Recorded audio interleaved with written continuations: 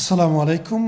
আপনারা আজকে যে রেজাল্টটি দেখতে পারবেন, এই ওনার অপারেশনের সম্পূর্ণ ফুটেজ আমরা দিয়েছিলাম একদম কাটাছেঁড়া সহকারে। এটা অনেকেই দেখে পছন্দ করেছেন, তবে ইউটিউব চ্যানেলের প্রবলেম হতে পারে, এই জন্য আমরা আসলে কাটাছেঁড়া তেমন দিতে চাচ্ছি না।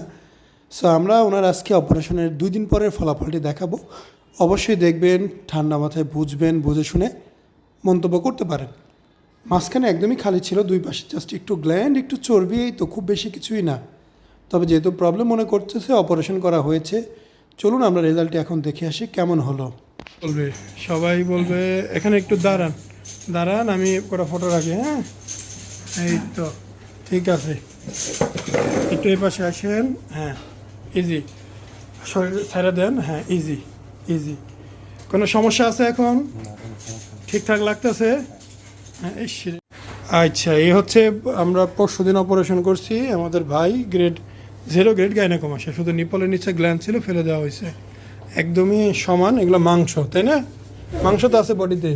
এই জায়গাটায় যে যে চাকাগুলো ছিল, ওগুলো ফেলে দেওয়া সমান হয়ে গেছে।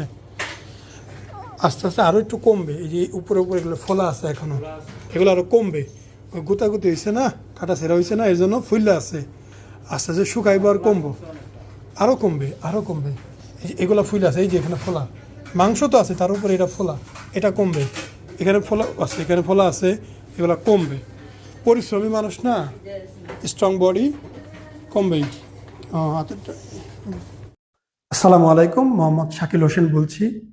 2017 সাল থেকে আমরা গাইনোকোমাসিয়া নিয়ে নিয়মিত কাজ করছি এবং ভিডিও প্রকাশ করছি। এই চ্যানেলে যারা নতুন এসেছেন, আপনাদের কাছে অনুরোধ থাকবে আমাদের এই চ্যানেলটি আপনারা ভালোবাসা দিবেন এবং সাবস্ক্রাইব করবেন। এবং যারা অলরেডি সাবস্ক্রাইব করেছেন তাদেরকে অসংখ্য ধন্যবাদ। আপনারা কমেন্টের মাধ্যমে আপনাদের মতামত জানাবেন।